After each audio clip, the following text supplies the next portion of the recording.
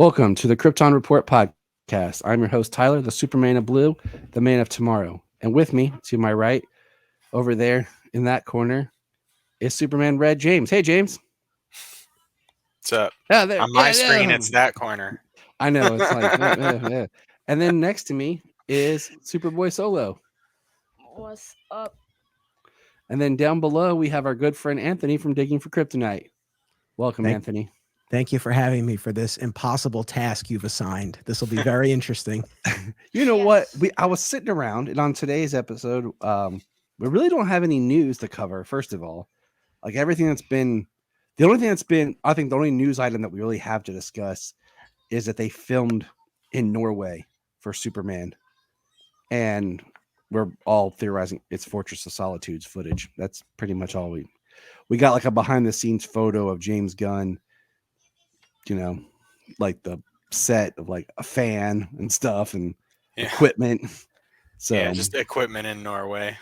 yeah, that's And I think really he said that they were filming Superman fleeing to the fortress, if I'm not mistaken. I think that Yeah. was something that he specifically commented. So we know that much. But yeah, that's about it. so we know the fortress is going to be ice and snow, which is good. I mean, that's what we all kind of think of the fortress. You know, we're not all in love with the Bermuda Triangle Bendis fortress. You know, we like our crystallized place to retreat to. But I got thinking, so much of what this new era of DC films is supposed to be is a not to use this term lightly, but a rebirth in the comic and in the film that we've talked about the movies, we've talked about this, but we've never sat down and really like ranked and talked about the individual super series, Superman-esque series. And I thought it would just be fun, not a lot of extensive homework. We've all seen enough, can talk about it, of these different series and kind of rank them and talk about each series and how important it is and what we think about with the character. And I invited Solomon because he's watched a lot of this with me. And I also think that it's important because he represents the next generation. Like, as much as he's watched Henry Cavill as Superman and he's watched Tyler, he'll be 10 years old when we go see this next film. What will that impact his fandom? So he's kind of taking this ride with me of how that's going to affect him, and it's kind of exciting. So, I thought it'd be fun to get his perspective on what things mean to him as well. And what I did was I made a list of all the TV shows, animated included, about Superman. I incorporated Supergirl because even though it is Supergirl, we've discussed about the show was very much at first very Superman-esque, and of course he did later appear on the show. We've incorporated Krypton, and the one thing that I did that people could argue about with me if they chose to is I actually split the Superboy TV show into two different shows. And my rationale was it's pretty simple. They changed the name of the show from Superboy to The Adventures of Superboy. The entire cast is recast in season 2. And then season 3 and 4 has the same cast, but they change again. And the only person that's through the whole series is Lana Lang. And they even go from these longer 40-minute episodes down to these 20-some minute episodes. So they really do a big shift. And there's a tonal shift and everything. And in my opinion, if you watch the first season into the second season and keep going, it does feel like a different show. So that's my one kind of cheat, if you will. Come at me if you need to. Well, I'm not going to come at you, but I'm okay with that. I'll buy that, and it's your show. I was surprised though you included the Fleischer theatrical shorts and the Kirk Allen movie serials. Now I did. I wrestled with those. And I threw those out. I discussed those with some friends. James was half in that conversation. He'd pop in like, yeah, good. And a lot of that had to do with basically that was the type of television of the time. And they're very serialized, much like a TV show. So even though they were kind of theatrical and the same things, like the Kirk Allen shorts. I feel like any time to talk about them just to get them notoriety is a positive, but they were the television of the era before TV. So that's Fair my enough. thought No, process. I can appreciate that rationale. So, but I just thought this would be fun to kind of talk about because there's some that I'm like, I know exactly what's going to be probably our battle on the top, but it's always fun to see where we go. So there's 15 basically choices, and number 15 for me, and I kind of said it with you guys was an honorable mention. I say is Superboy, the animated series that was in 1966 to 69, because you can't find it. It's not out on DVD. It's not streaming. There's really no way to absorb this show except through little snippets or just knowing that it existed. So I will say, and I meant to message you back earlier, there's a decent number of them on YouTube where people have uploaded about an hour's worth of them. So not all, but a decent amount. Now, of course, that's not through an official channel. And I share the frustration that I would happily like, buy a DVD or Blu-ray set of these, or even buy them digitally if Warner's would put them out. They were, you probably know about this, when DC Universe was originally had video content, that they were there. Yep. And then, of course, that all went away. But so I did actually watch a couple just on YouTube, so I have a little bit of a frame of reference. But yeah, not officially available through any of the usual means.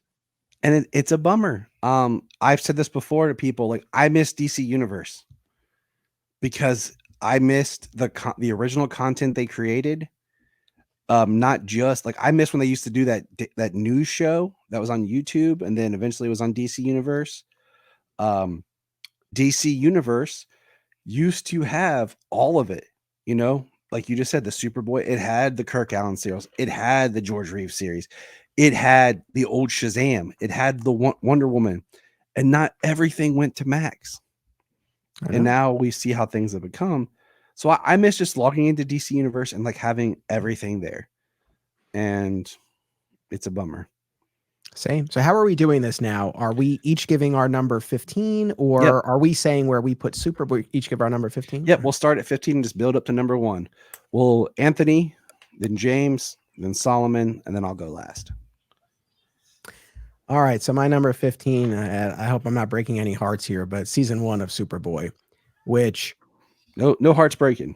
I am actually most of the way through. So let me say just kind of at the outset, I've seen virtually everything. I mean, really everything that we're talking about here. There are only a couple of pieces that I haven't seen all of, and the Superboy TV series would be one example of that.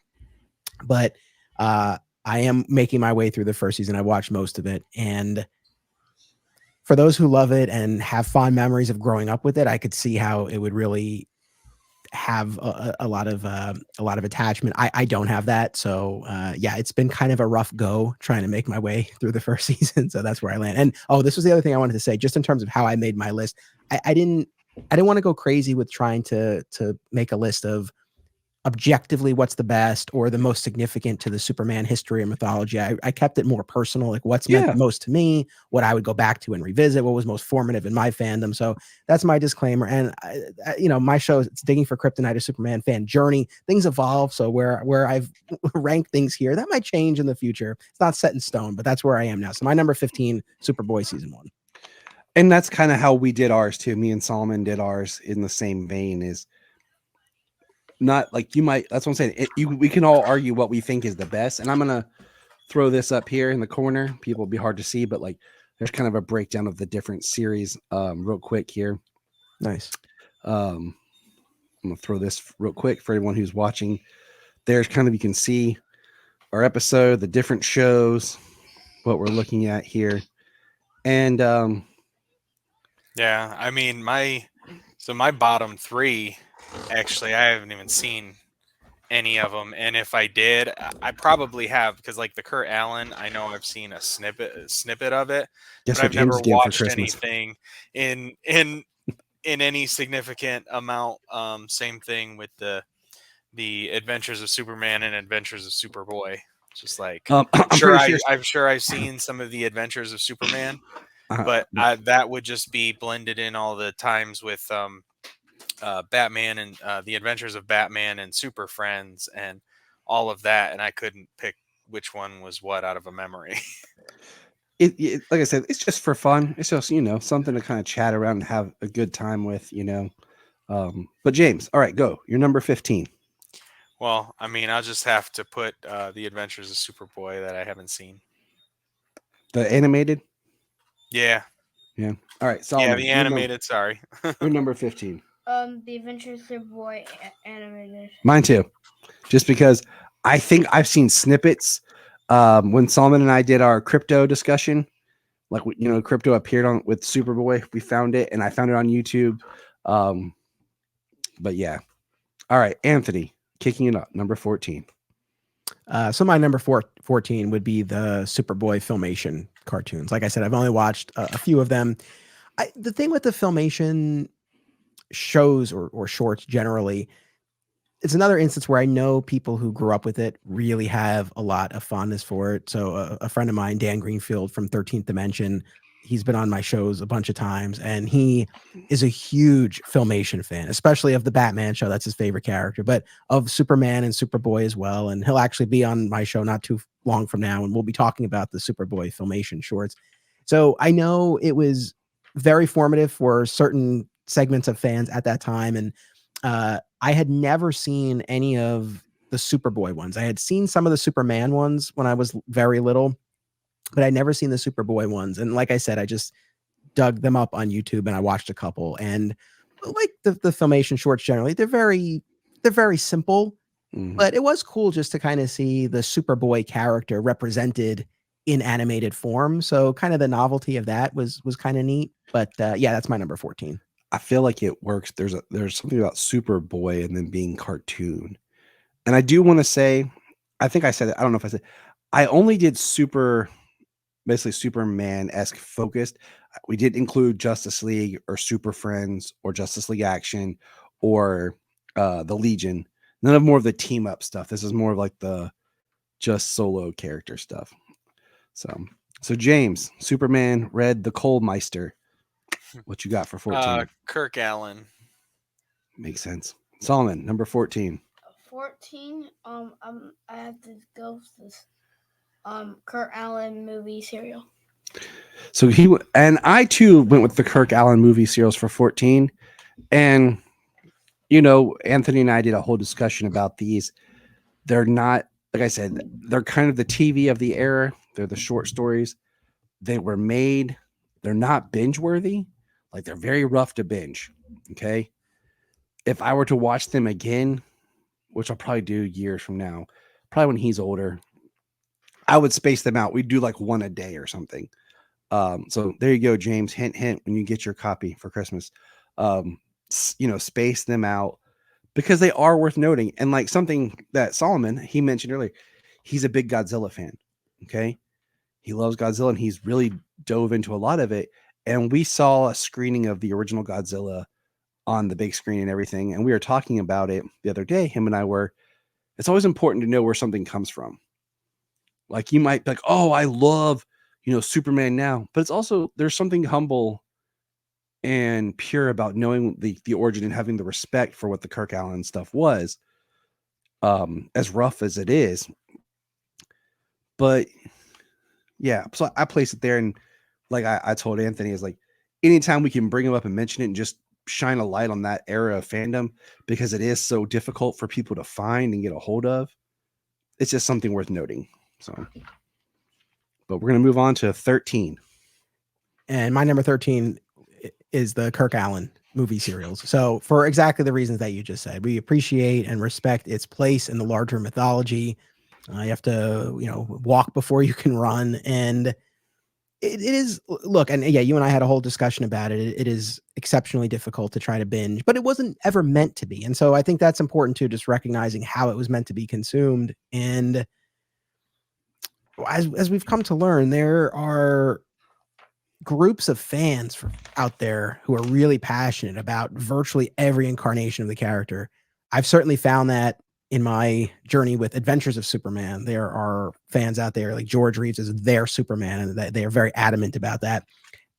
maybe there are some groups of Kirk Allen fans. I've not come across them. And when we really look at this, and maybe the Superboy actors fall into this category too, but there are some, and I think Kirk Allen is a prime example of ones who are just often so overlooked in the conversation. And even if it's not the all-time best depiction of the character, credit where credit's due. And this was the first live action on-screen version of the character. So for that alone, yeah, certainly earns a spot. And so, yeah, for me, that's my number 13.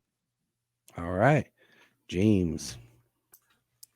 The Adventures of Superman animated. Oh, the Filmation series. Interesting. Yeah. No. All right. Well, like I said, it's something that I'm sure I've seen a little bit of. Probably saw some when I was a kid. Around that time when those shows were just reruns and stuff. But and maybe an episode when it was on DC Universe at the time, but very little right. memory of it. I'll hold my comments. Solomon, you're number 13. I got James, even Superman animated. And I too chose The Adventures of Superman animated. Much similar to what you said. If it hadn't been that Brian bought the DVD set recently and was watching them, and I kind of watched some with him and was able to kind of see that they do kind of run into that same Super Friends kind of vein. They are on my list to buy soon because I do want to collect and have them as well. But it goes back to that more simplistic style of storytelling that we were talking about. They're fun, but they are kind of their time in a way. So, but number 12, Anthony. Filmation Superman. So we're very close. I think it's my placement of Superboy season 1 at the bottom has shifted everything, but that's my number 12. And mostly for the reason that I do, though it's a minor part of my fandom, I do have those memories of watching a few of them as a kid. As best as I can recall, we rented a VHS collection. They just put out like a few of the shorts. It wasn't a complete collection or anything like that, but there was a VHS with some of them, and we rented them from the local independent video store. It wasn't like a Blockbuster or anything. It was just an Those were independent the store. best. And I remember watching them. I was like, oh, like this is cool. And so I do have those memories. They're so simple, but at the same time, like I going back and looking at a few of them recently, I look at them more as just sort of slightly animated comic book pages, right? Like it's so simple and minimal in terms of the degree of animation at play, but it almost feels like you have these comic panels that are slightly moving. And in that vein, I can kind of appreciate it. And they are mercifully short as well, which there's something to be said for that as well. So that's my number 12. And I would love, Warner's did put out that Filmation Batman Blu-ray set a year or so ago. Yep. And I was really hoping that would pave the way for a Superman set. I own the DVDs, but it would be really cool to get a nice Blu-ray set cleaned up to the extent that they can for these. It is on my wish list, and I was telling Solomon earlier we were talking. I told him about just how the merchandise explosion happened with Superman Returns, and how a lot of things got put on DVD for the first time. I'm hoping that some of this stuff that we're talking about today, like the Filmation, will get some sort of new release with Superman, this new film coming out and being part of the conversation again. So, Big Papa Cole, number 12. My number 12 is Superboy, the first season. Really get into some of the things that I've seen and that I remembered, and really watching that first season. It's like you said, but with Kirk Allen, it's not binge. It's not one to binge. And James owns the first season. I know this for a fact because he received that as a gift from me. Yeah, so you have to. When we were doing our Superboy coverage with the Adventures of Superboy, watching a handful of episodes, 3-4 episodes, and talking about them, like that was manageable, that amount, but like with the first season, it's like one episode and you're good. Yeah, Tyler had given me, because he started his viewing project long before I did, and he gave me the advice to sort of consider it as the Superman version of Power Rangers, which he and I are both fans of.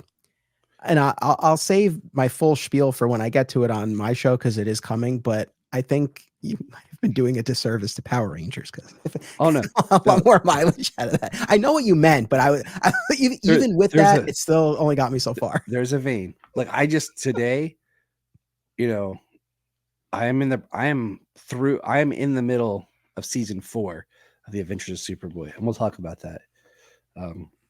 Solomon, you're number 12. My number 12 is George Reeves, Superman. I was old. I was really old. Yeah, But you've watched some with me. I did. Yeah. So I mean, you have And your opinion.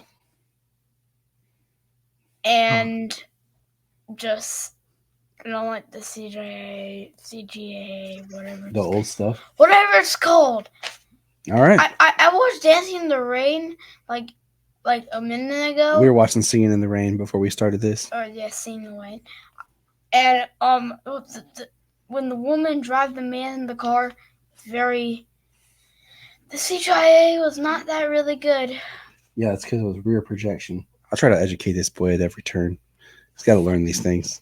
Oh, Solomon, you're breaking my heart. I love the George Reeves series, but I understand, and it can be hard to get into those really old versions of the character and filmmaking. I get it. Even for me, it took me a little while to really warm up to it and appreciate it, but now I love it. So I would say maybe at some point in the future, give it another shot. You might enjoy it a little bit more. But Oh, he will. I understand Because it'll be on when I'm watching season 2. All right. And everything, and I'll be like, hey, watch this with me. My number 12 is the Superboy 1988 with John Haymes Newton, that first season. It has its enjoyable moments, and it is rough at times, but I think Newton does a decent job. I had to explain to the kids like why the show's called Superboy, why there's no Lois. Because Sayla's like, why is there no Lois on this show? And I had to explain to her. And yeah, I like the Ma and Pa Ken. I think they did a good job, and they get forgotten a lot. But yeah, I think it is the Kirk Allen and the Superboy series are like the forgotten era of this character. Like it's the one that is not, like you said, in the conversation all the time.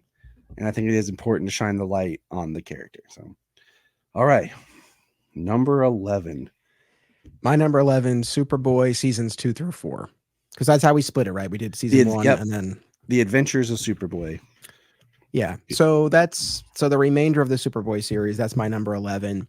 I've only seen a selection of episodes.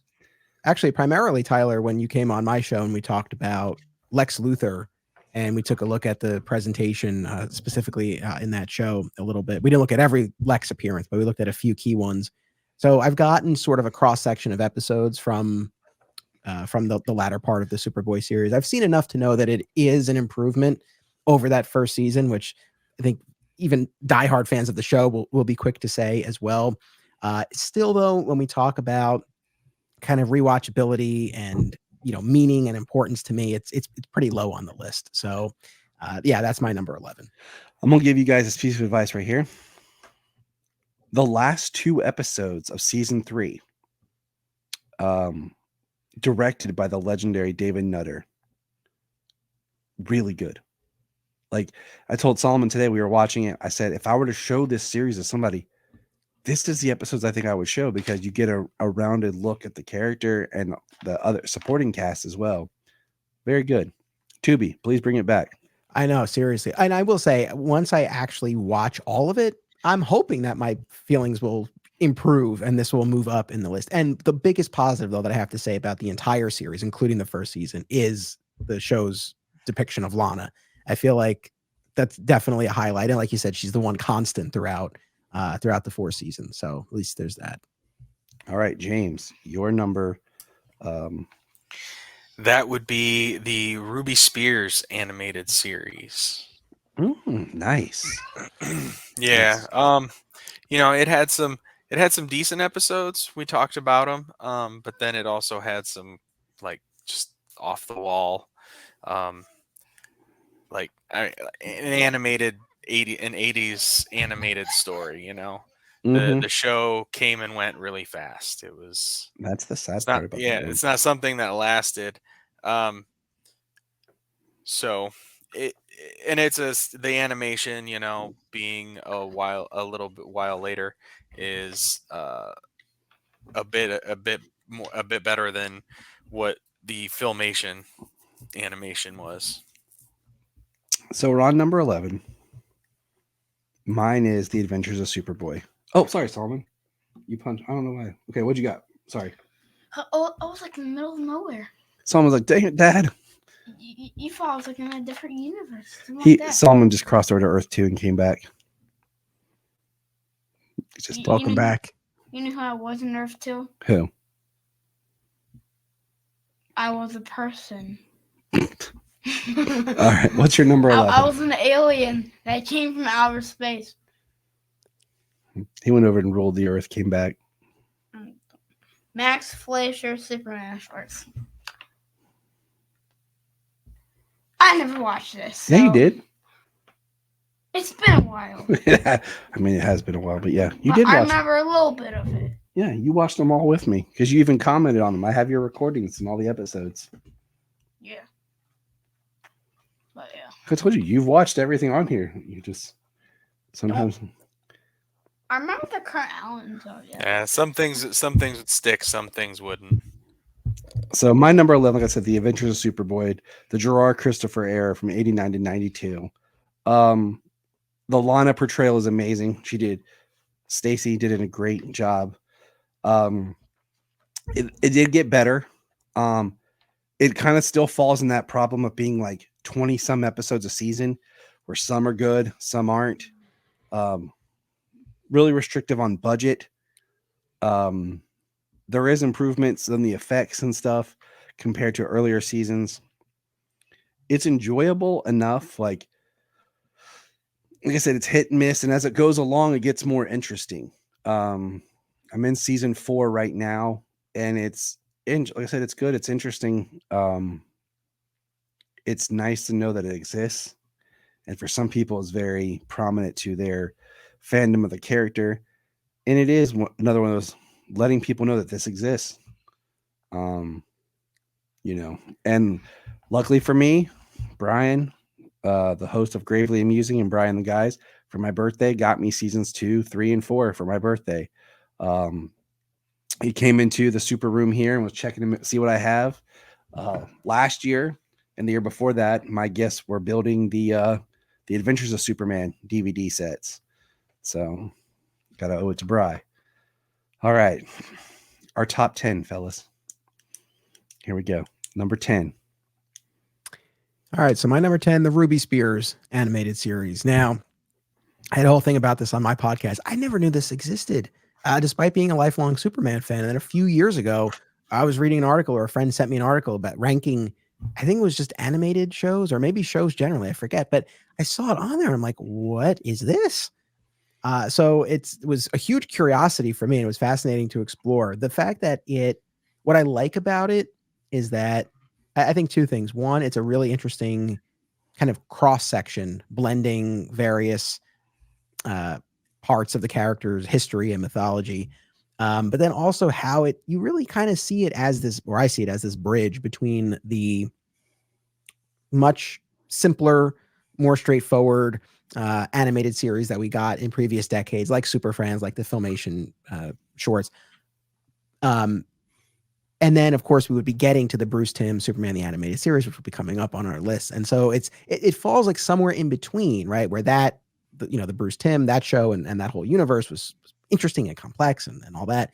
And I feel like this falls somewhere in between and is kind of a fascinating bridge between two different eras of Superman and animation. So only 13 episodes, and James had, as you had said, some of them are really good and interesting. Others, rather forgettable. Oh, and then the other thing that they have those backup shorts the Smallville, the Superman family vignettes, or the Smallville family album, whatever they call it, Superman family album. Yep. They've gone through every permutation of it. I think that's it. But that was such an interesting choice to have as part of that, and I feel like that's another aspect that sets it apart. So yeah, there's a few things about it that I think make it really kind of fascinating. So yeah, that's my number 10. All right. The man who looks like Santa Claus on vacation, James.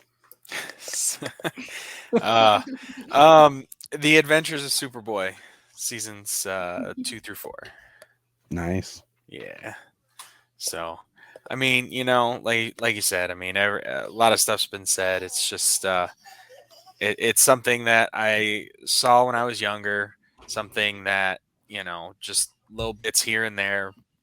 Long ago memories, and then we've watched a bunch of it for the show. So, yeah, that's where it sits. It's the characterizations. I mean, like you said, Lana being the constant. It's a good. It's good where it sits. Number 10. Right there. Yeah. All right, Solomon, what you got for your number 10, buddy?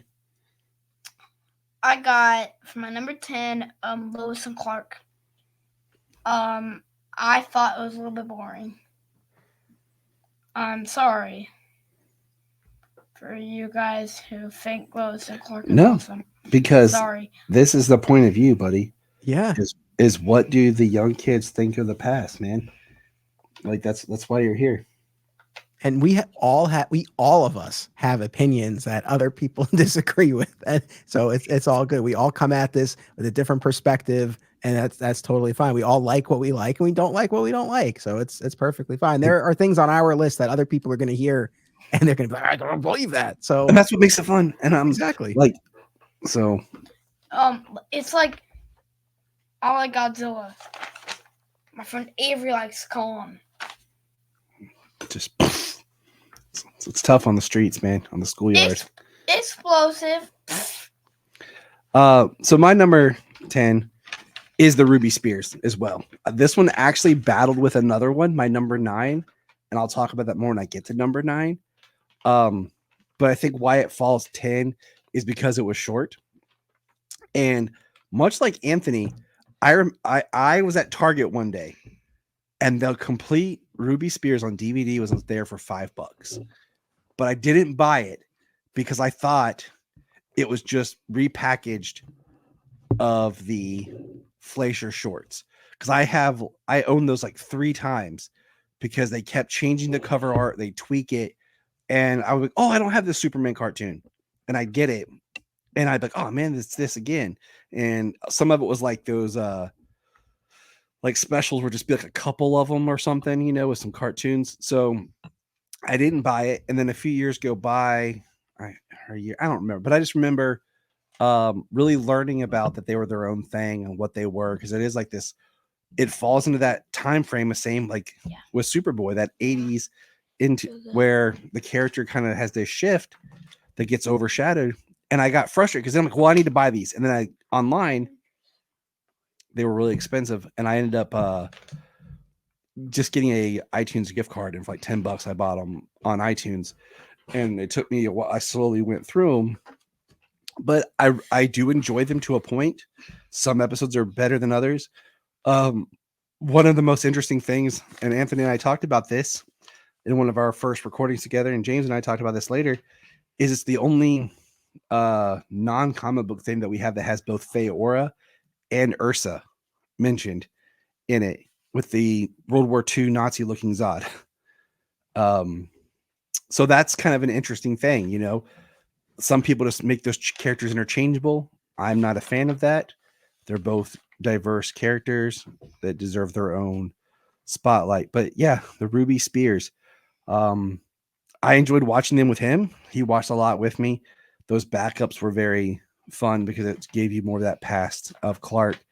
That it was an interesting device to show how he grew up in Smallville, because we never see the Kents in that series other than in those past. And we've had experiences like in the Kirk Allen, the George Reese series, where the Kents are dead by the time he leaves for Metropolis. So it was a way of bringing them in. All right. Number 9. All right, I might catch some flack for this, but let me just issue the disclaimer. No, not on If this I show. were if I were basing, no, not from you guys, but once this is out there in the world, but if I were basing this solely on historical significance and innovation, it would be higher. But if we're really talking about, again, personally, what's meant the most to me, what I would go back to, what I would rewatch, that's why this falls where it does. So my number 9 is Fleischer, the Fleischer theatrical shorts. And when Warner's put out the Blu-ray, the restored Blu-ray not too long ago, I watched all of them and we did a whole discussion on it. And they were fascinating and gorgeous to watch. And again, the innovation in terms of the animation technique at the time is just absolutely stunning. And the animation holds up in a way that it shouldn't, right? You look at something from that period of time and it's miles above, again, what we would get in later decades in Superman animation. So they're gorgeous and well worth watching for anyone who hasn't. But again, they're also very simple. I mean, they're primarily action driven, so you're really not delving into the characters or anything like that. So it has its limitations. So for me, that's why it lands at number 9. All right. James. Number 9 is The Adventures of Superman, George Reeves. I most of what I've watched of George Reeves, besides the little bit that we've covered, is actually just from when I was a kid. Watching The Adventures of Superman, catching that on TV, same time catching Batman 66. Mm-hmm. So, yep, that's why it's in number 9.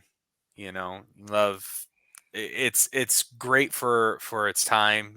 Some of the things that you see, some of the camera tricks and techniques and everything, but yep, that's where it sits. All right, Solomon, number 9.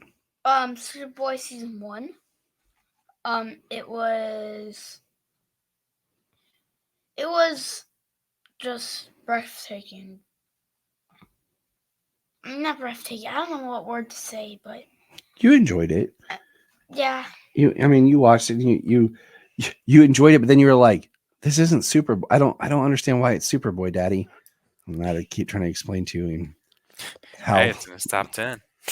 I know. I had to explain to him, and I think, and I'll tell you guys from watching all the different iterations and stuff with the kids, and watching other media with the kids and stuff, how things will hit you at a different time and a different level.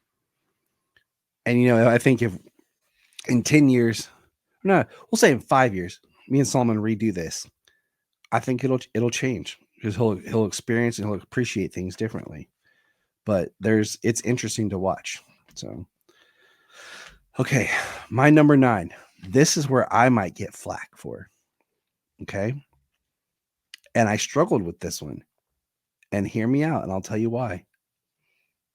Because when this show started, it was really good for the first 3 seasons.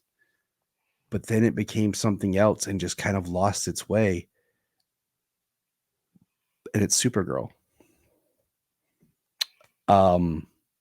I struggled with this one because, going back, like, that was one of the foundations of the podcast. And I enjoy the series. Like, I love the first season. I love the second season a little less, other than the Superman episodes. I really enjoy the third season. But I feel like the show lost who the character was. When the show started, even though they hinted that Superman was there, they very much made Kara a Superman character. Like, she was a reporter, and they just kept making her more and more. And, James and I had these discussions before the show came out. Like, do you just introduce her as basically you do the Superman story with her and not acknowledge Superman, or how do you acknowledge him?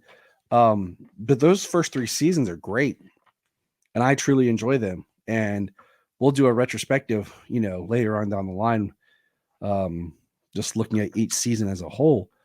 But yeah, looking at this list and kind of working it and what I've come to enjoy, I really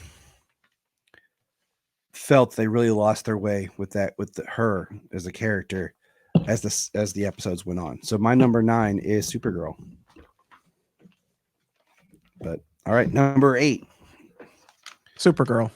So they're very close. That's my number 8. It's interesting though. I think you and I came at the same idea, but I think from different sides. So for me, I think initially it probably would have been even lower on my list because I agree with you. I do think the show lost its way.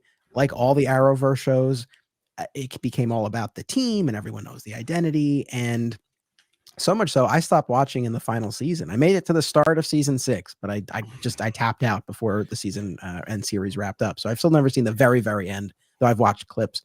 But for purposes of making this list, I had to remind myself of how much I did enjoy it at the beginning, though I still think conceptually it was a little off in having her have grown up or spent so much of her upbringing on Earth, because I feel like that undermines a core aspect of the character that really does make her distinct from Clark. But in any event, those first couple, I would say first, two, definitely 2, and I would include the 3rd season as well. Even there's good stuff in the 4, like there's good stuff, but then it really kind of falls apart. So when you get, me, I it's think right in the middle. when you get to 5, I think that's the hard wall you hit. Yep. I think because 4, you get Sam Witwer, and he's great in it. So 4's got a lot of good stuff in it. But 3, to me, what I love the most about 3 was Martian Manhunter and his dad. Yeah. Because you had Carl Lumley as Marin. And then you had as Malafa'ak, you had Phil Lamar. And that was that's up here. But yeah, I agree. James, number 8. Supergirl. For pretty much all of the same reasons, everything that was said. I really enjoy 1 through 4, seasons 1 through 4. So great, especially Sam Witwer stuff in season 4, and when Lex Luthor comes in, John Cryer's Lex Luthor.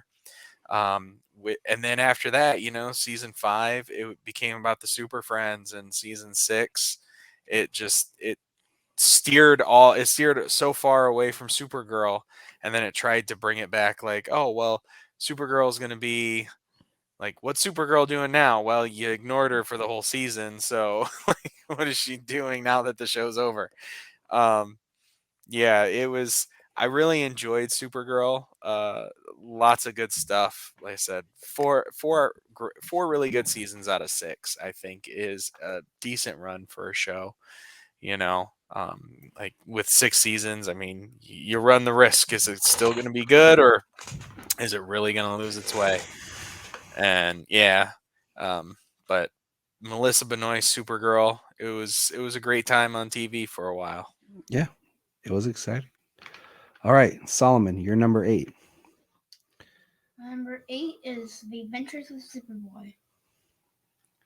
I really enjoyed this. It was really fun. I watch it with my dad like all the time. Season 3 is the most season I watched. So, my dad's like, hey, let's watch Superman. I'm like, let's watch The Adventures of Superman. Blah, blah, blah, so on, so on. So, yeah, I like this show. It's been our Tuesday night kind of ritual because Jania's doing her live broadcast and stuff. So we don't use the internet for anything. We just throw in the DVD, we hang out in the bedroom and chill. So it's kind of become our Tuesday night thing. Nice. That's very cool. So yeah, my number 8 is the Max Fleischer shorts. And as I've talked about before, like those are some of my earliest memories of Superman because I got the VHSs for a young birthday. I actually still have my Superman on the shelf behind me, my cake topper. I got the VHS and I got a box of just comics they were Batman and Superman at the time. So they were always kind of there in the consciousness of when I was introduced to the character. And I can't remember what I saw first, those or the Chris films. And I think it might have been the shorts. But as we discussed, very minimal dialogue in those. The radio cast kind of came over and lent their voices to the characters.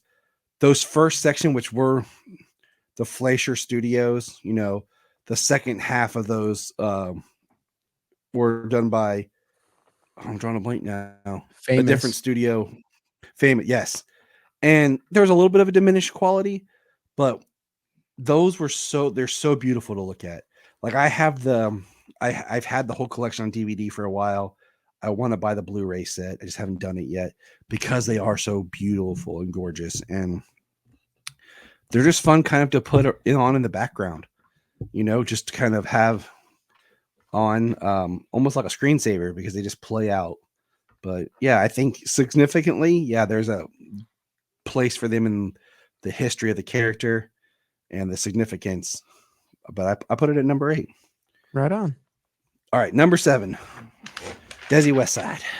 My number 7, maybe a little bit of a bold choice because it's only been one season and we'll see where the road takes us. But it was such a strong inaugural outing for the show. I just thought it was absolutely delightful. I'm really intrigued to see where it goes next. Talk about the evolution of Superman and animation to see what this show has been able to build out in terms of really exploring the romantic side of these characters in a cartoon. It's great. I'm speaking, of course, about My Adventures with Superman. So that's my number 7. I went in, I guess, relatively low expectations. I'm not an anime guy, and just looking at those initial images, it seemed to be in that vein. And I didn't know what to expect. And I was just blown away. I just had so much fun with it. So that's my number 7, My Adventures with Superman. All right. Minor 49er. My number 7 is the Max Fleischer cartoons. I actually wrestled with having this higher because that is my first introduction with Superman. Like, ever since I can remember, we've had like a VHS. We had a VHS with a bunch of kids' cartoons, and some of it was the Fleischer Studio Superman. And I love those ones. I think they were the first ones on there. And I know I rewound them every time, I don't know, they finished and Casper started. I went back to the beginning. Of course, I watched Casper too, but I always went back. I really, really love the Fleischer Studios. Those cartoons, I mean, they were there. They've always been in my head. So I wrestled with having them higher, but there is some really good stuff out there.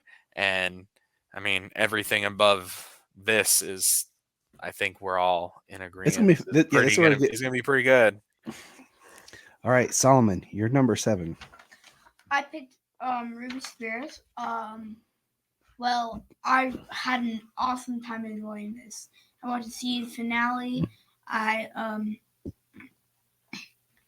It was just so fun. Like, it's fun, but I also it was some parts. It was just like the villains are okay, but yeah. So that's why I put it for my number 7. My number 7 is The Adventures of Superman with George Reeves. Now, I do have to say, I have not watched all of it. And part of that was twofold. One, I've been building my collection, and I wanted to watch the seasons in order. And some of the seasons were harder to track down. I had season 1, and then I had 5 and 6, and then I got 2, and then the last one I got was 3 and 4. The second reason I have not completed is because my buddy Anthony down here started The Adventures of Superman podcast, and I decided that I would watch along with the podcast so that when I would listen to the episodes, it was like I was part of the discussion, almost like watching the show weekly, like we do on so many other current shows. So I have completed the first season, and I've seen some other episodes here and there just from my past history. But I will be continuing my viewing of the whole series along with his podcast. But there's a charm to it. And part of it is I remember watching a couple episodes with my grandmother and great grandmother. I was close with my grandmother and my great grandmother. I've talked about that. I think one of my first earliest experiences with George was I Love Lucy episode, because that episode I watched with my great grandma and grandma. So I have a love for the kid, and I do appreciate George's portrayal, and there's a charm to it. He knows how to play a different side of Clark that still seems true and very much golden age of the time. And sometimes his Clark is more fun than his Superman, because some of the older things with Superman, you're like, but he should move faster. He can do this, and you're like, so he really gets it, that great performance with Clark Kent. And of course, the first season I come to really appreciate and love Phyllis Coates. And season 2 I'm looking forward to, with now Noelle Neal coming in, having watched her in the Kirk Allen serials. So my number 7 is The Adventures of Superman. Right on. Well, get ready, because season 2. So that podcast I do is called Another Exciting Episode in the Adventures of Superman. You've been on, you'll be back.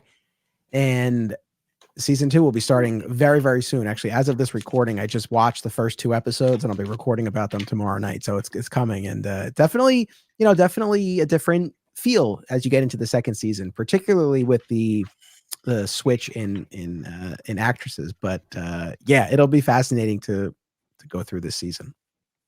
I mean, Jack Larson's still, the best live action Jimmy Olsen. Like, we could probably debate that, but I'm going to say, as of right now, he's still the best live action Jimmy Olsen. Yeah, I hear you on that one. I mean, he had a nice stride with that. Okay. Number 6. All right, number 6. This is one that I only recently closed this gap, although it was a relatively recent one, so I didn't feel too bad about it. But Sci-Fi's Krypton series. And man, was I impressed with this. If this show had continued and or had a proper conclusion, like even if it wrapped after the second season, but they knew it was going to be the end, and they were able to craft a satisfying series finale, it might even be higher. But this was another one of those ones that, heading into it, I was so dismissive of just the concept, right? Like, we're going back hundreds of years on Krypton, Superman's grandfather. It just felt like a bridge too far. And then you get into it, and the way they built out the world and these characters, I was just so blown away by it. And I had the best time watching it. And visually, and Tyler, you and I talked about this. It's like the best on-screen Brainiac and Doomsday that I think we've seen, and one of the best Zods as well. Like, it was so good. I loved it so much. So that's my number 6. All right. Superman Red, James. Krypton as well. Great show. The first season took a tiny bit to work up, but that's what it did. It literally just kept ramping up. Each episode got better and better throughout the first season. One of the best Zods, the greatest looking Doomsday, the greatest looking Brainiac. Krypton looked fantastic. Just the idea of the old destroyed cities in the winter, in the ice and stuff. Such an awesome show. A very interesting depiction of the Phantom Zone when Segel was inside there at the beginning of the second season.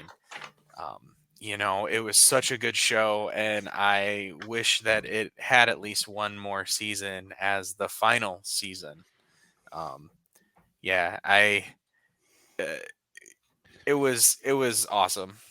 It was a really good show, and if it would be higher if it wasn't, or if it was like a Superman show. It's still a really great show, and everything that we want to see, expansion of Kryptonian lore and things like that. I think it was really well done. But not having Superman and stuff there, really kind of one of the only reasons it's so much lower. All right. Solomon, your number 6. Supergirl. I love the first season and second season. In And the third one. The third one is good. But I really think like the 7th and 6th season. 6th one, yeah. 6th one, yes. Because he would watch it with me, and then towards the end, he was like, "Eh." Because it's so like ugh. I know. I kept meaning to finish. Like I truly had the intention of, because I mean I made it 5 seasons and change, and so Yeah. and it was a short and final season, right? 20 episodes. So I was like, It was I'll was get to short. it, and I just have never. It's been however long now, and I've just not been able to muster the enthusiasm to invest that time, because I just don't really think I'm gonna enjoy it. I haven't bought it yet. I have all the other ones on DVD because I like to keep, like, I bought the first 2 on DVD, and then I like to keep like them all the same. I get it. And I just haven't. And plus, it was Black Friday. I got like $10 a piece. I have the last 2 episodes digitally because our service provider was having issues, so I just bought the digital copies. But I get like that last season. Like it was. I hate using the word chore, but it felt like, okay, I have to watch this because we're podcasting about it. Because it just felt like it lost its way. All right, my number 6 is probably where I'm gonna get some slack or flack. Like, but I thought long and hard about this. I thought about what it meant to me, what it meant to the character, what it meant to me with him. Because I bought this series when he was born, and I did a whole rewatch being up at night with him. In his, so we had a TV and DVD player in his nursery, and I have my rationale, and I'll argue it as I go through the rest of these. For certain things that it lacks is why it is where it is, even though it means, but it's Superman the animated series. Okay. Looking back and thinking about how much I did like it, but how they never developed the Clark and Lois relationship. Really, they didn't really get us into that. Compared to where we'll be going with the rest of this. And to me, that kind of took back, even though it meant a lot to me watching as a kid. Like I remember Easter, I got in my basket the VHS of the first 3 episodes, and I watched that and wore that out. And like I said, being up with him at night or just hanging out with him in his nursery, and watching it with him as a baby and stuff. So it has a lot of significance and meaning to me, but as we go on, these next things have significance on a story level that resonates. But yeah, it's my number 6. Top 5. Here we go. Let's see how we do this. Number 5. All right, top 5. So my number 5 is the George Reeves Adventures of Superman series. Now, given that I do a rewatch podcast about the show, you might have expected it to be even higher, but it's one of those ones that it's still kind of an ongoing process of exploration and discovery. So I've seen all of season 2, even as I'm about to embark on this rewatch. When we get to the color seasons 3 through 6, though they were much shorter seasons, they did 13 a year.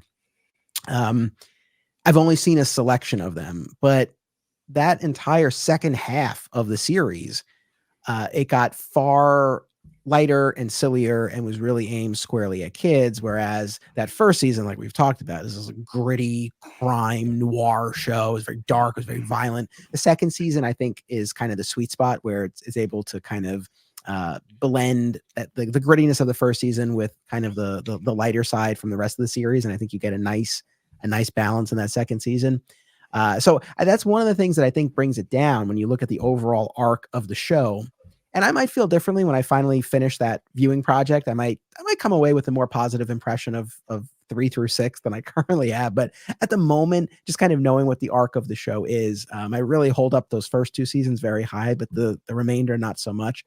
But yeah, you use the word charm, and I agree, man. It's like there's such a charm to it, and I say this all the time, but George Reeves in that costume, it's as simple and bare bones a costume as you can have, and he doesn't have the benefit of the special effects that we would see in later incarnations. And yet, when he's there on screen, standing there in that costume, you buy that he's Superman. Like there's that quality that he has, and I love that so many of the stories, virtually all of them, right, are really driven by the Daily Planet crew and their investigations. And I love that the Clark Kent side of it is such a big driver of the action.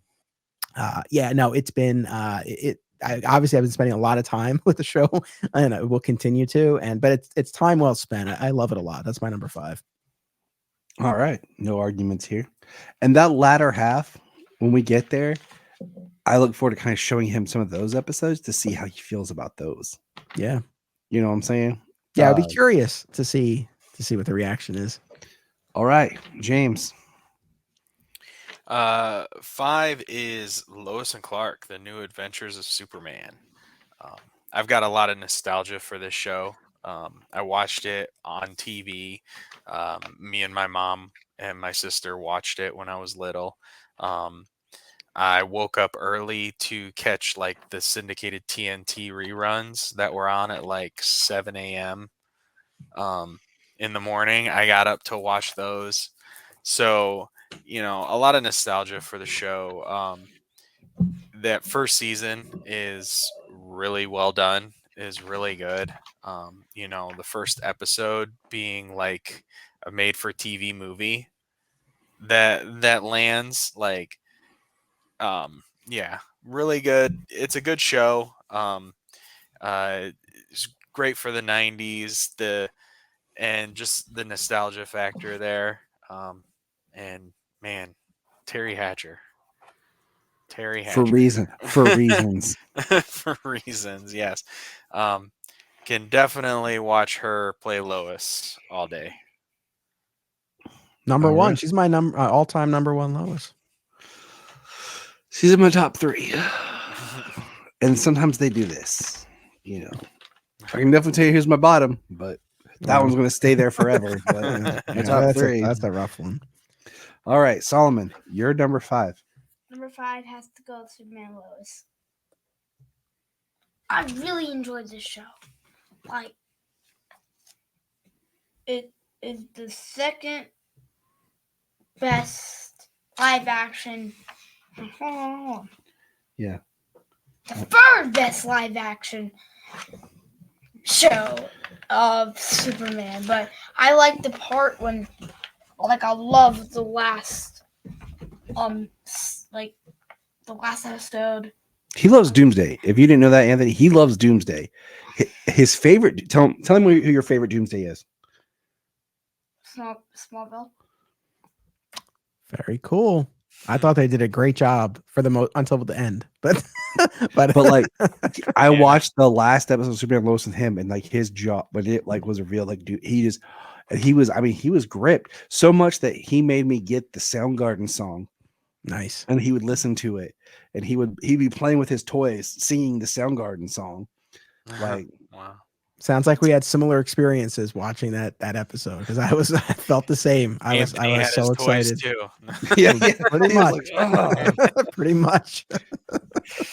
But yeah, okay. So my number 5 is My Adventures with Superman.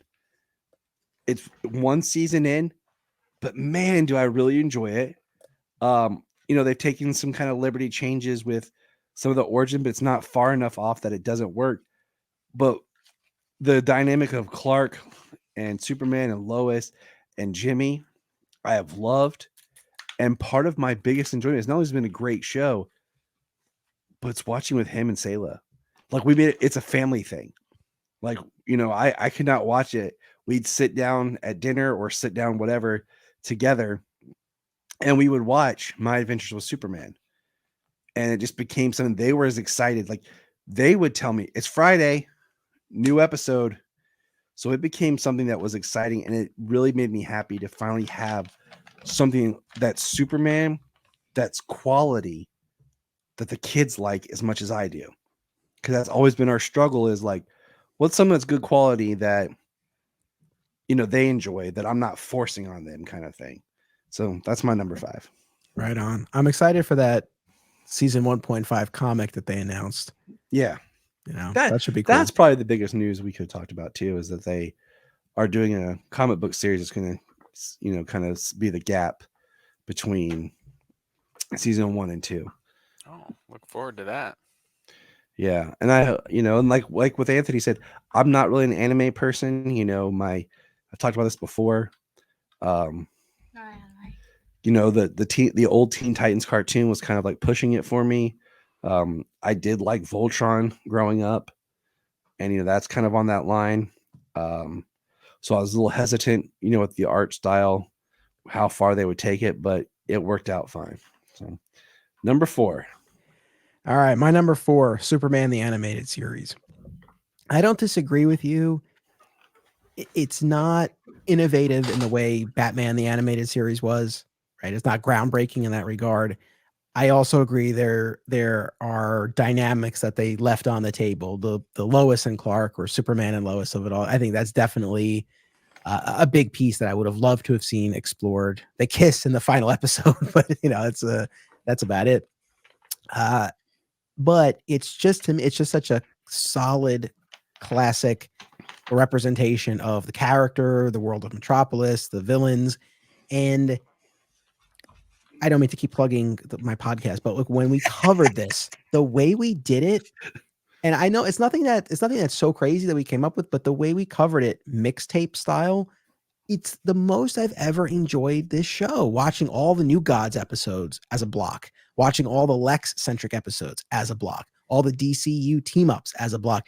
It just, I don't know, watching it in those segments, it clicked for me in a way that it hadn't before. So I just got a lot more out of the show watching them in those groups. So that, I think, had it not been for that viewing experience, it probably would have been a little bit lower, but that kicked it up a notch. And at its best, and in my mind, those New Gods episodes are really just far and away the strongest and most emotional outings for the show. That's just like, those are some of my all-time favorite Superman stories. So my number 4.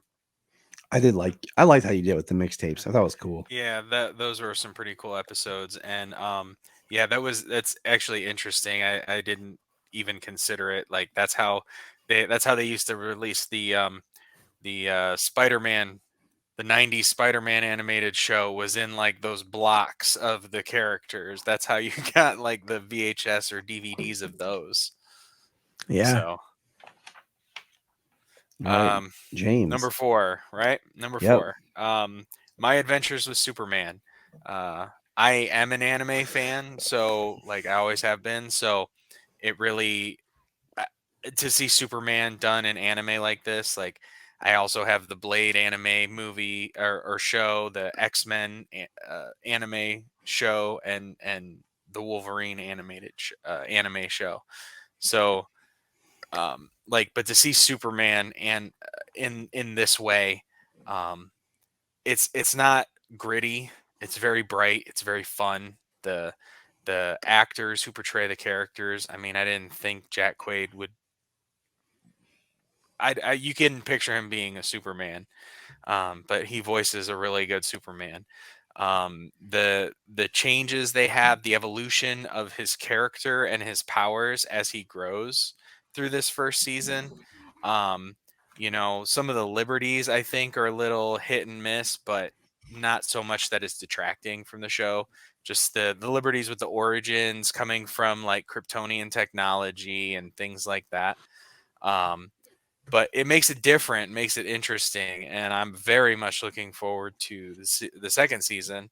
And now just finding out that 1.5, I'll definitely be reading that as well before season 2 comes out. Nice. All right, Solomon, you're number 4. My number 4 is Smallville. I really like Smallville. Like, good series, good, like Doomsday. Superman, good. I liked it. Like, I watched the first episode, and I liked it. Like, I watched the Christmas episode. It's a yearly watch. I liked this. Like, just was a really fun series. Like, for school, I had this shape thing, I had to like Hold on, let me help. He had to find certain shapes in real life. Okay. So I think Anthony knows where I'm going with this. Yep. And go ahead, Solomon, continue. Smallville's geometry. For the octagon, I picked the plastic octagon disc. Yep. So he's like, octagon. Disc, What can we do? Disc. Yep. I was like, the octagonal disc from Smallville. He's like, what? I pulled it up and showed him. He's like, oh. I was like, just put it on there. And if your teacher gets upset, doesn't know what you're talking about, she can message me on Dojo. And he was like, Miss Grimm knew exactly what I was talking about. I was like, excellent. Yes. Oh, that's very encouraging. I like to hear that. He said his whole class, his class was like, what? He's like, so he pulled the octagonal disc. I was like, oh, I didn't know if I had it. I didn't know if I had it right here. Look, yeah. Oh, excellent. He's got his replica. I have two. I've been gifted it twice over the years, and I need to get that's on my it's it's got some heft. It's really got some heft to it. This is the like paperweight. It's I love it. So okay. So all right. James, go ahead. Wait, it's my turn. What am I saying? Sorry. Hold on, Solomon. Go ahead, buddy. So my number 4 is Lois and Clark, The New Adventures of Superman. Once again, we start off with an amazing series. The first season and the second season are great. Second season has a little and then the third season, that first episode's awesome.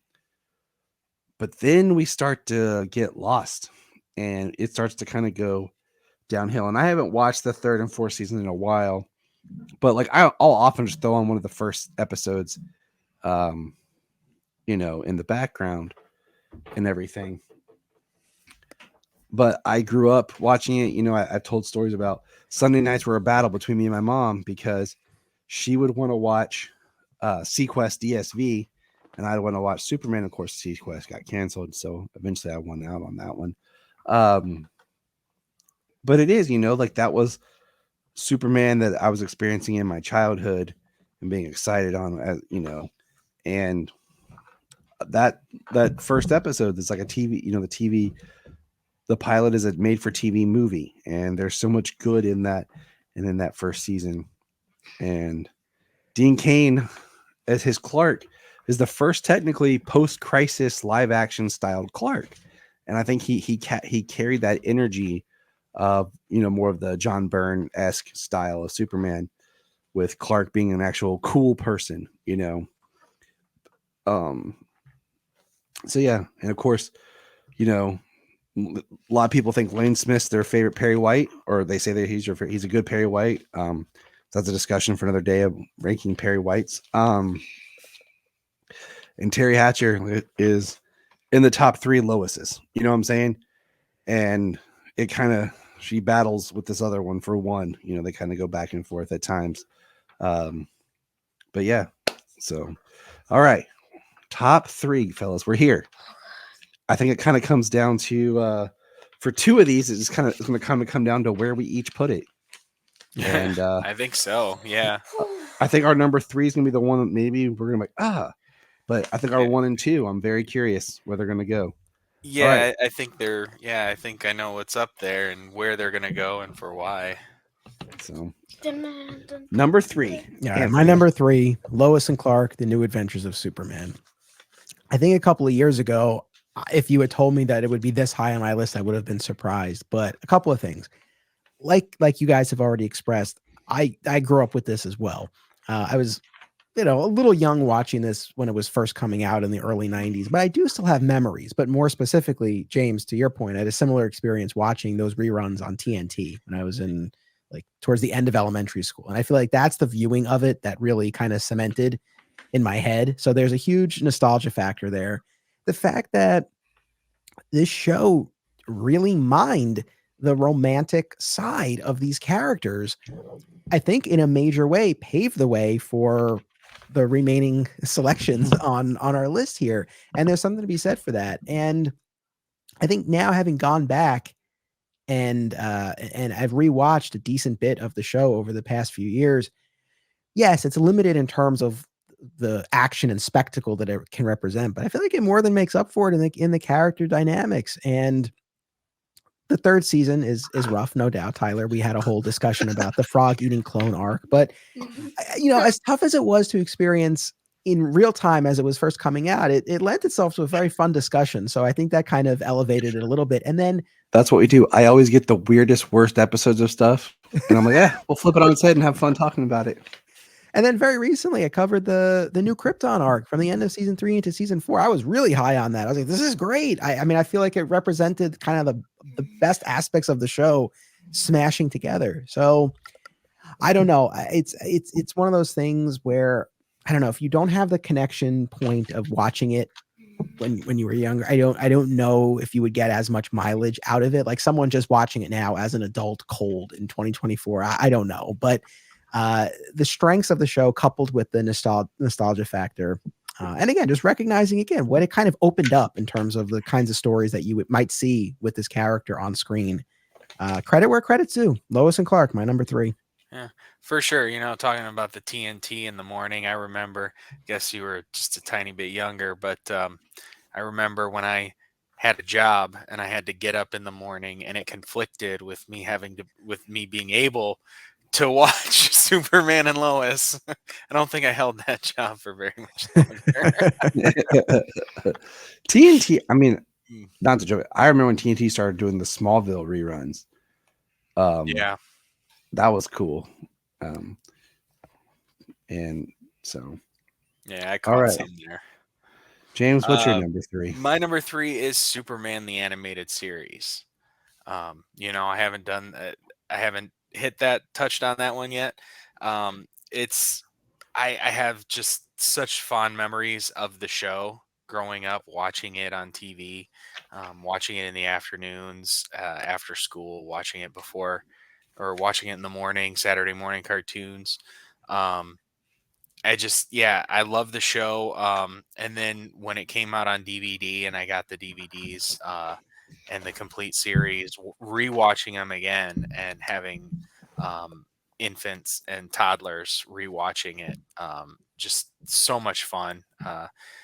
So many different so many different episodes with so many different characters. Like you said, lots of very accurate type villains to the show. The voice acting, you got Clancy Brown as Lex Luthor, Michael Ironside's Darkseid, just so much iconic stuff in there.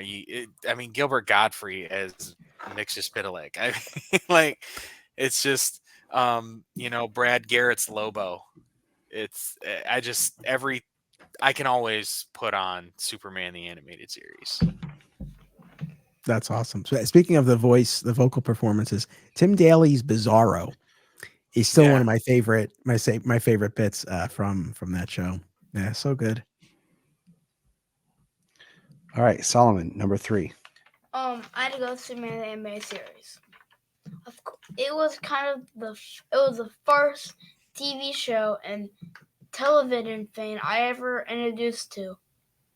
The first thing I ever watched in my childhood. Awesome.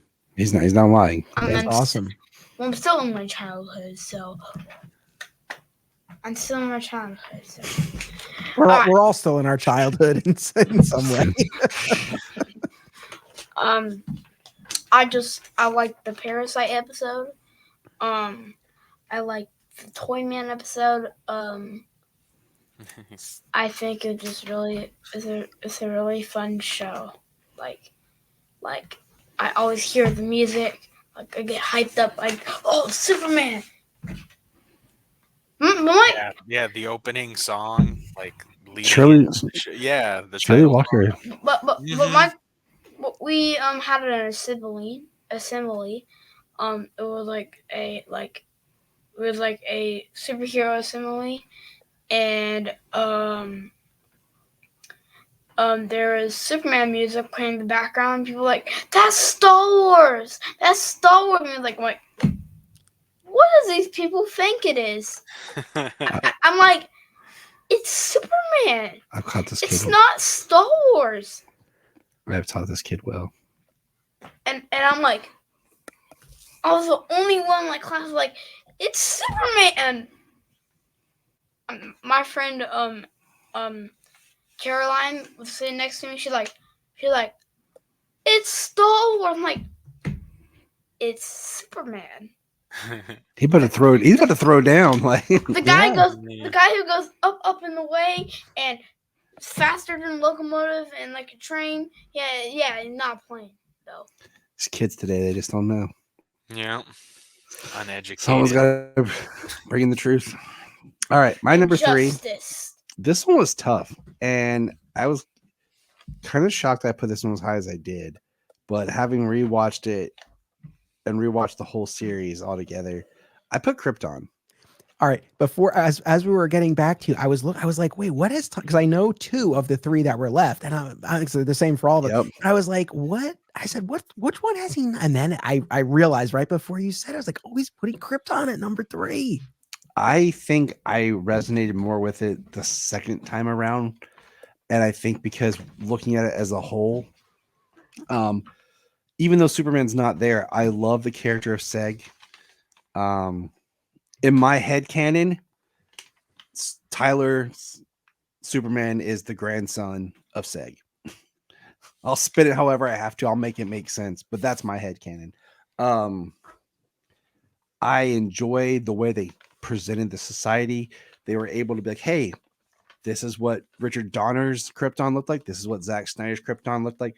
We're going to find a way to show you how they both exist. I thought that was a really well done, showing us kind of the society, and they kind of found a way to make everything make sense with Krypton. The villains, we find the best live action, Brainiac and Doomsday we've had. I love Colin Salmon Zod. I thought he put a nice blend between Michael Shannon and Terrence Stamp.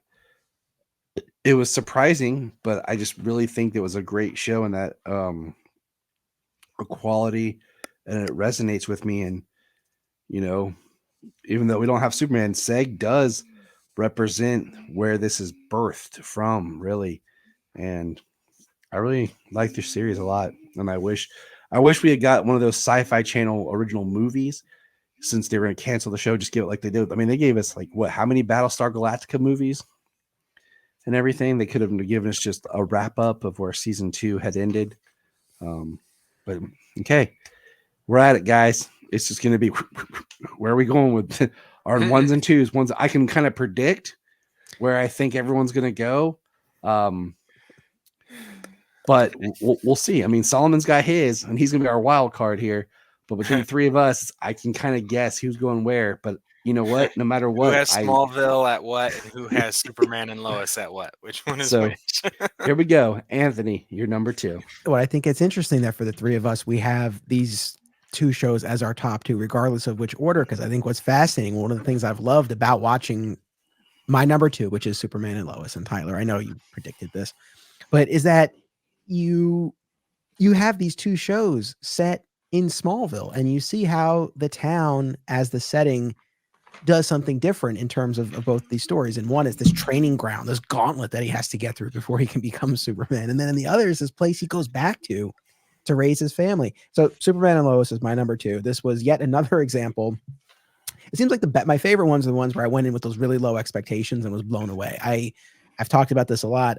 The depictions of these characters in the Arrowverse, I thought they were fine. They didn't really blow me away. And the notion of an entire series built around them, especially given my fatigue with the Arrowverse as a whole, I was just kind of not that enthused. Although it's like, look, another Superman show, it's always going to be somewhat exciting.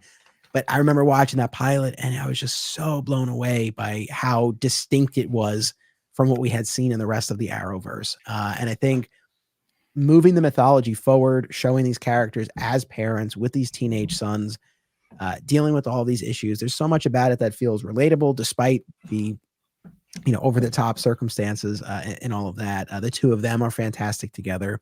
It's just been such a delight. I mean, and an unexpected one. So that's my number 2, Superman and Lois. All right, James. Fantastic. So I mean, like we said, it's up to these 2, and on any given day, this is number one. But when I went through the list and just finalizing before we started, I landed on Smallville as number 2 for me. And like I said, any given day, it's number 1. It's this, like you said, it's this training ground. So many Welling's portrayal of Clark for such a long time, the evolution of his character, Michael Rosenbaum's Lex Luthor. Even though the character, as the writing went on, got hard to watch, Kristen Cruick was still great as Lana. She She's no brought it all the Stacey. time. It's a fantastic show. 10 seasons, lots of good, lots of meh, but that's what you get when you got a show that's on for 10 years and has 20 plus episodes a season. They write a lot of filler in there. But you've got so many different villains, so many different versions of them.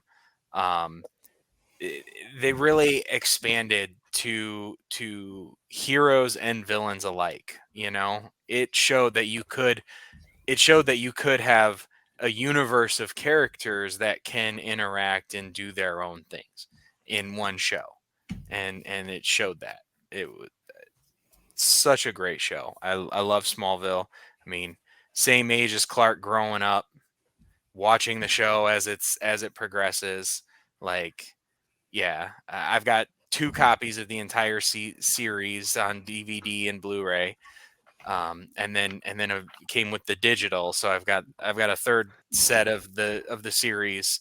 Yeah, Smallville, number 2 today, but number 1 tomorrow, and so many days beyond.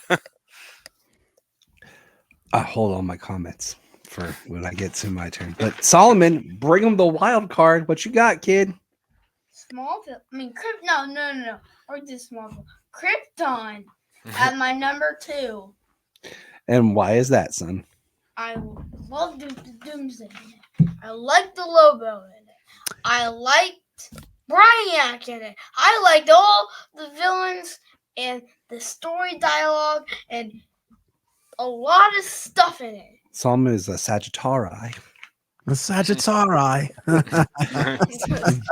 But no, like the first. Okay, I forgot. So about I was. Sagittari. Yeah. So Yeah. he would have been the first time I watched it. He was 3. No, wait, he would have been 3 to 4 because of season 2. Hold on. And the scene where Lobo gets shot and like shoots himself and everything, and he like, I remember he was like I was like, oh shit. I'm like, should I let him see that? And then he starts regrowing. I was like, and I kind of looked at him. Right, He's like, and then the scare factor of him like just crawling across the floor. but see, by that point he had like walked off. Like, boom, boom, By boom, that boom, point he had walked off, and I was like, okay, cool. right. And then watching it again with him older here now, he's whatever. So, but he loves those depictions. Like, he likes the villain characters, and of course Doomsday. So, my number 2.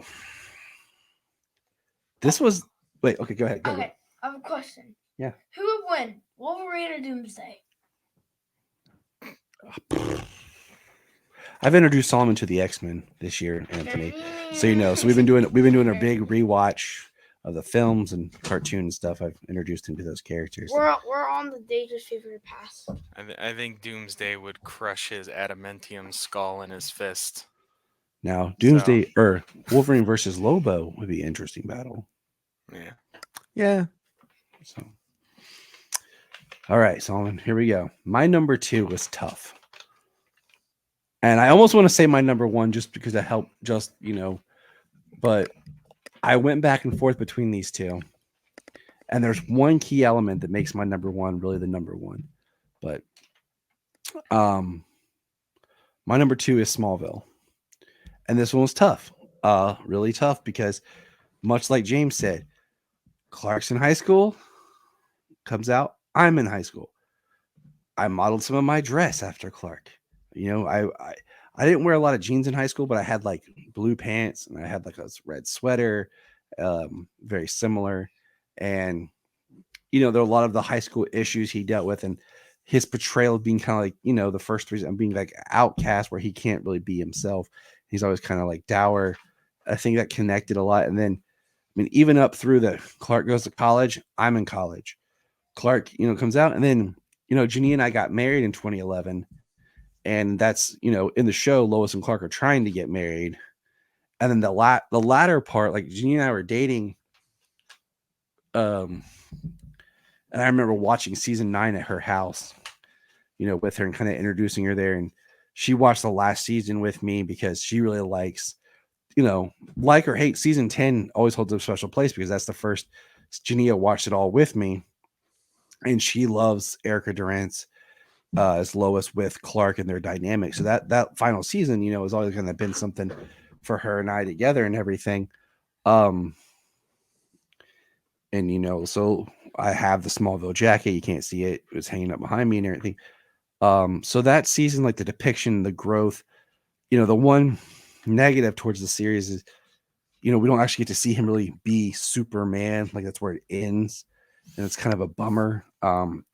The other bummer is he never really got his own kind of take on the S, and how much they kind of pushed Superman Returns imagery and stuff, and they were doing their own thing. Then they kind of slowly started to pull into the movie world. But come on, 10 years, and he fought every villain pretty much in some way, shape, or form. It is a great, great Superman series. Arguably the best. I'll let Anthony take over from here with his number one. Yeah, which by default, but again, you could have predicted this from the start, of course, is Smallville. For reasons you guys have already said. Same thing here, right? The same age as Clark, going through, sort of tracking the years alongside my favorite character. So that's the thing, just in terms of that personal significance and that personal connection. That's such a huge part of it for me. But also, looking at the mythology of Superman, this decade-long journey, and the way that this show was able to weave in so many aspects of the mythology while still keeping it grounded and relatable, and introduced, scores of people right to the character, and really carry the torch, no pun intended, like for such a long period of time where We carry the torch right here, man. It's right here in our pocket now, yeah, man. exactly. But I mean, I could go on and on about this, but I love it so much. I mean, I think the other thing too, and again, look, I love Superman and Lois, and the fact that you have Clark as a father, of course, that resonates, and that's a huge draw for me with the show. But at the same time, they've done 3 relatively short seasons. We haven't seen the 4th and final season yet. We don't have the full picture yet. So, like, I can look at Smallville and warts and all, and yes, there were definitely shortcomings, and we have fun talking about them, and definitely disappointments when it comes to the finale and the lack of donning a physical costume, all that stuff. But still, I think in terms of the just the characters and the themes, it accomplished what it needed to, and it's always number one in my heart. It's always, kind of, when I think of any of these characters, like those presentations of them in almost every instance, that's who I go to first. So I'll love it forever. And Smallville, my number one. James. Great. Well, my number one is Superman and Lois. It is such a good show. 3 seasons, and almost every episode was great. So many good episodes. We've picked some fun here or there. Like the second Lang daughter who does and doesn't exist. The uh, the characterizations. Interesting that he didn't reveal his secret to Lana until he was older. That pilot episode, so great to see that costume that he wore, to deliver the line, the homage to Action Comics #1 with the PT Cruiser setting it down, all the Easter eggs, and still one of my favorite episodes now of just about any of these shows, all of them, Smallville and Lois and Clark. The flashback episode where he's getting his mind read and he's reliving the past of meeting Lois, of falling in love with Lois, how their relationship goes before, and she falls in love with Clark before she finds out he's Superman. You know, the kids, you know, them being parents, him being a father. Um, yeah, such and it's just a really good um modern show, you know? Like it feels like they're really working with everything they are given to give us, you know, this great show. It's got so many amalgam bits to it from different versions of the character. They really delivered, and I think it's a great show. And, you know, I mean, Smallville beats it on days, and today I was just I'm really looking forward to season 4. I can't wait to see that this fall. So today it's number 1. All right. Solomon, your number 1. Drop it on us, kid. My Adventure with Superman. Very nice. I put it my number 1 because I love every Friday morning. Friday is probably one of my favorite days of the week. Every Friday morning, I'll wake up for breakfast, like, let's watch My Adventure Superman, Dad. And he's like, okay, let's turn it on. He hits the remote. And That's a good impression. I like that. he hits the remote. He always Spot goes, on. and I just go like this. Who's your favorite character on there, Solomon? Do you really want me to pick? Yeah, you love Jimmy. Olsen. Flamebird. Solomon's like, he's like, can you please pass the yams? But yeah, I mean, we're almost done. Like, we started one day, we just turned on the first episode, just kind of background filler, and we've like almost completely rewatched the series together. He's watched it a couple times. It's on his own, just putting on episodes. So the kids really took to it, like I said, and it doesn't surprise me that that's really his number 1.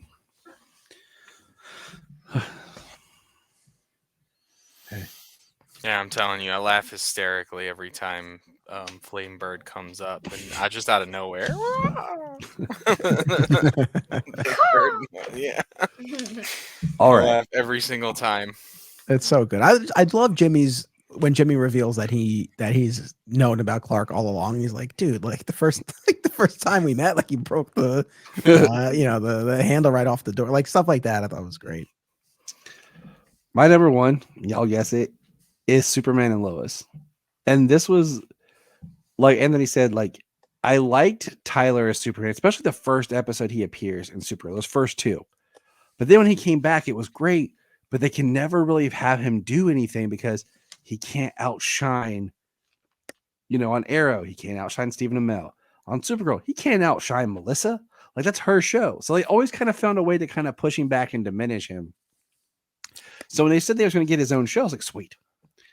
And then we got the show, and it was something reverent. Like, it was held high. And, the biggest thing, like, with this is, I think, is the as we talked about, the journey we took with Smallville, is the dad issue. Like, that really hit me hard. And the fact that the show comes out and him and Lois have been married, and, me and Jania have been married, for a while. We just celebrated our 13th anniversary last week, and the dynamic between Lois and Clark and the relationship they have, and then being parents, even though my 2 kids aren't teenagers, but just the idea of the being parents just hit me, and it all really, got to me stronger. And his Clark, I love his Clark because it falls in that same kind of vein as like a Dean Cain or a George Reeves, where his Clark isn't so much a disguise. It's enthusiastically like who he is. And Superman's, who he is as well, but it's kind of like I say, Superman's him being professional. and Clark's just him being himself. And it's just like he's an exciting, good, fun person. And in that same vein of like I said, Dean Cain, when you look at him, it's like that doesn't always like your first thought of like who should be Superman. But the character that Tyler brings, you're like, that is the character. And he's done so much so well, and he's been able to really encapsulate, like, he doesn't get enough credit for the character that he brings.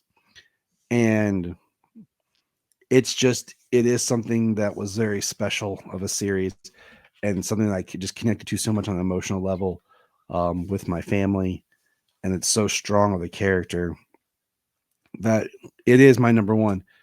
Now, much like James said, it could slide a little bit because I have such a tight connection to Smallville and where that is for me. But Superman and Lois is my number one right now. It is. I can't wait for season 4. It'll be sad to see it go, but I'd rather see it go out on a positive before Lois starts eating frogs. Yes. No.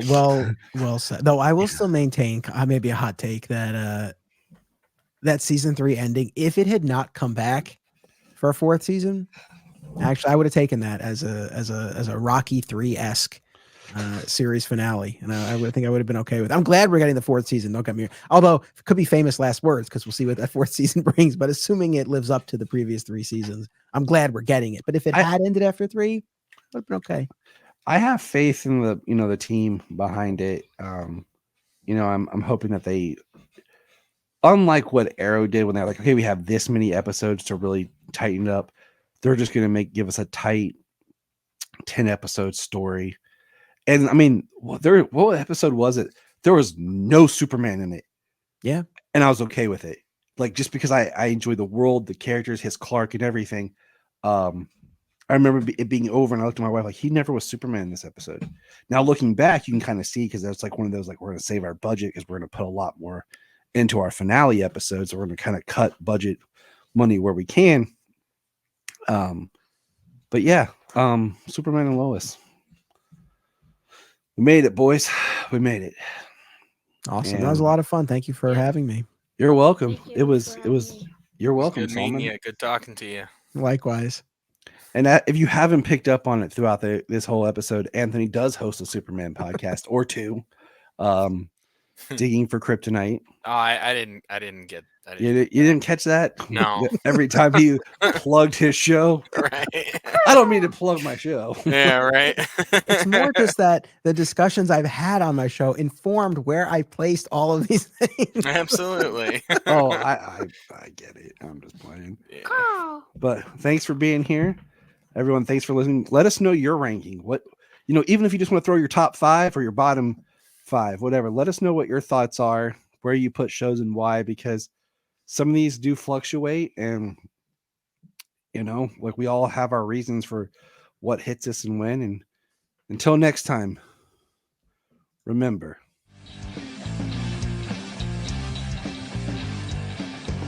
don't forget to smash that like button and subscribe.